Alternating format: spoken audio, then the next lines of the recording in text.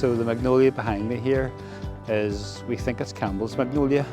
It was planted at least 25 years ago, maybe more. Now it was the fair size of a plant when I first went in. I remember carrying it from the other side of the Lanyon. It was a really heavy pot, carrying it into here. Now it was probably 5 or 6 foot tall when I went in, so it was a mature shrub going in, you know.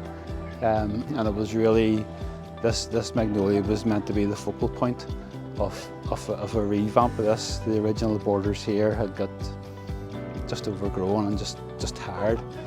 And so the idea was to replace the whole lot. This centre path here was never here.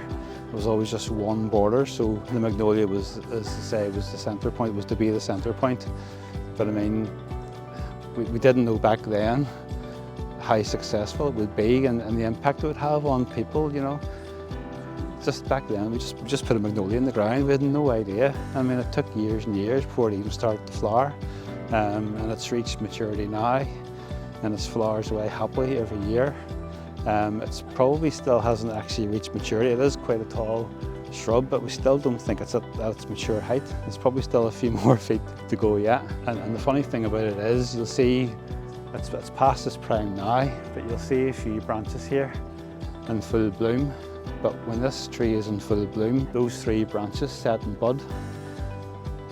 But they always come out 2 weeks later after them, and it's a mystery why it does that. It could be temperature, it could be hormones, it could be sunlight, who knows? It could be the graft, who knows? But we do get a lot of comments, and it varies too. You maybe get somebody just a passing comment, gardens are lovely, and walk on.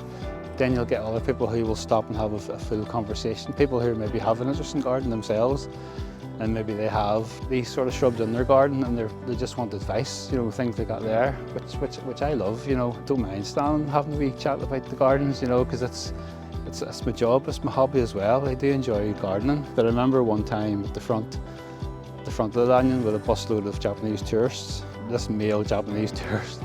He was standing watching me cut the grass, and he was fascinated. He couldn't figure out how we made the stripes in the grass. So he signalled for me to stop anyway, so I stopped. And he literally took the mower off me. He took the mower off me, but he went away happy anyway. That was the first. That was the first, that one. And then we'd done a Facebook post there on the magnolia too a couple of weeks back. A couple of people who don't even work here had emailed me just on the back of the Facebook post to have a wee chat about the magnolias. Her magnolia wasn't doing well. She wanted some advice, which was happy enough to email back to her, you know. Hopefully it'll help. And our wee magnolia will thrive. Springtimes are probably our busiest time of the year.